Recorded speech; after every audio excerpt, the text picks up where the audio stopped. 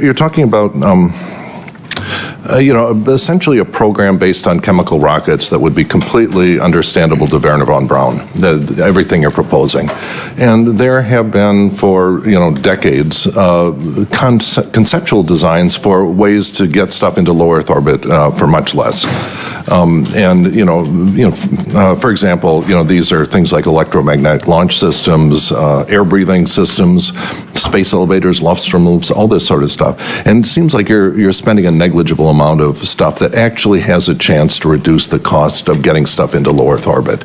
And is that something that bothers you, or have you considered moving the needle on that so that actually we have a chance 50 or 100 years from now with having space be affordable to people, which I think is pretty clearly not going to happen if we just keep using chemical rockets again and again? That's an important question. You're absolutely right. Chemical rockets are expensive.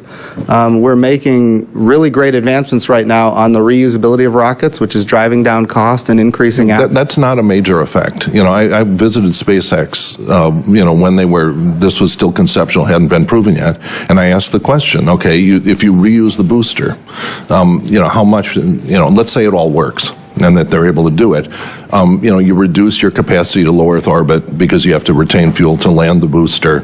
You have to go and take stuff apart, respace, qualify it, everything. How much money do you actually save? And the answer from the engineer at the time was you save 17%. That is not transformative. We need a factor of 10 in the reduction of costs, not whatever number you get from reusability of the first stage booster. So you have to spend money on transformative technologies, and I don't see that anywhere in your budget. And is that how do you view that trade-off? So I think, again, it depends on what your definition of transformative technologies are. I will tell you something that could get a factor of 10 in the cost to low Earth orbit. Okay, look, if there's a way to get a factor of 10 reduction in cost, I'm all for it, and I'd love to hear your ideas on it. I know you're a physicist, and I'm all ears. It relies on fundamental research. If you want to make the space elevator work, you got to get long carbon nanotubes in mass production. These are things where they're good ideas on how to spend the money. But if you concentrate more and more on let's go to the moon with the exact same technology we used 50 years ago in the next 5 years, the money that's spent there is not being spent on something that can actually make space accessible to large numbers of Americans 20, 30, 50 years from now. So I urge you to rethink the trajectory you're on.